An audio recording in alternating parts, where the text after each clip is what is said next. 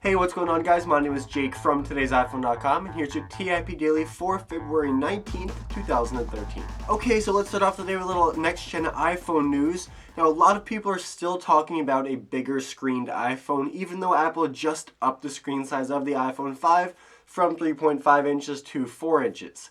Now, Mac Rumors has kind of gone and done something a little bit unique and created an iPhone with a 5-inch screen, digitally at least.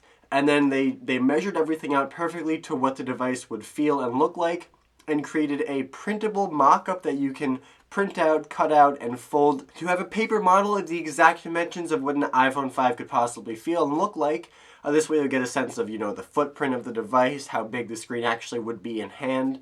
It's a really, really cool way to examine an Apple rumor and see how likely it is and see if it's something you'd even want. Okay, moving on, iOS 6.1.2 was released today, and now this is really a minor update. The only things it does is fix a bug with the Exchange calendar support, as well as possible battery issues people may encounter if they use Exchange on their iPhones. Either way, though, it's probably a good idea just to update to stay current, unless, of course, you have a jailbroken device, in which case you have to update through the Evasion jailbreak tool. Okay, and finally, we have two concepts for the iWatch today.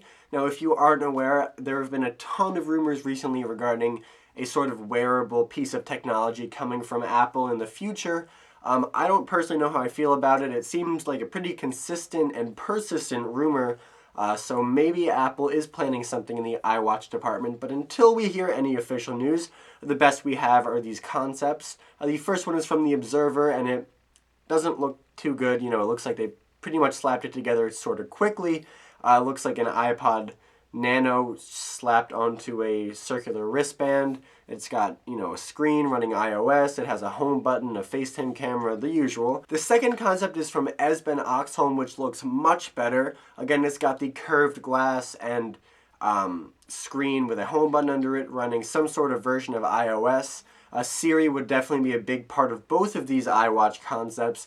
The Esben Oxholm one looks sort of like a sleek Apple-branded metal bangle bracelet sort of thing with a screen built in. In my opinion, it looks really, really cool, but not like something that I would want to buy or wear. But I still think we've got a long time before we see any sort of official iWatch stuff. So if you don't like these designs, don't get too bummed. And if you do, don't get your hopes up too high, because Apple's probably got something pretty surprising and different up its sleeve. Okay, well, that's all the big news for today, guys. Thank you very much for watching. Your question of the day today is, where would you like Apple to devote most of its resources? To upping the screen size of the next generation iPhone and making sure that the resolution stays super dense so they can call it a Retina display? Or would you like Apple to increase work on a possible iWatch device for a release as soon as possible?